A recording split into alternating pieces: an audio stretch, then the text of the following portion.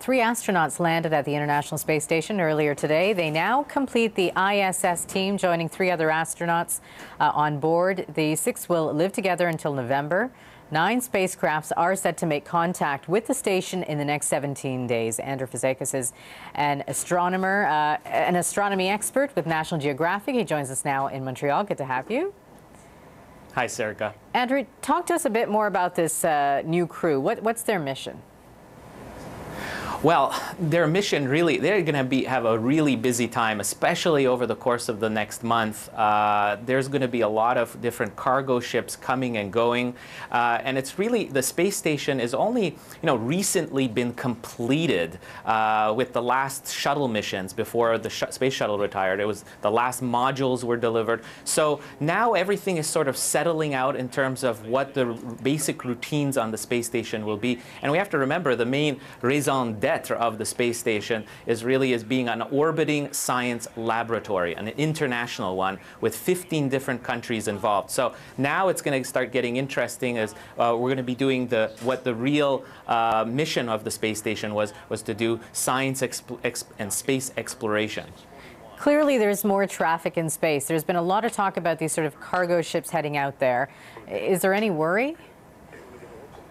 Yeah, well, definitely there's going to be a traffic jam, and there has to be a control, strict control of the comings and goings of all these cargo spaceships. And they're from different countries as well. They have different components to it. Each country has its own way of building things. So you've got the Russians sending up cargo ships, the Japanese cargo ships also visiting, and you've got coming up is the first commercial spaceship from the company SpaceX, which we saw a few weeks ago do a demonstration flight to the space station. That will be coming up again later this fall in the first actual delivery of supplies. So you have to really orchestrate all of the movements of all these spaceships docking with the space station. There's 3 docking mechanisms attached to it. So you really have to be careful. And I think that's what the astronauts are going to be really training hard in the next few weeks for. Where does the U.S. stand in terms of space exploration? Weren't they a leader in these endeavors? Because they're not there now. Right.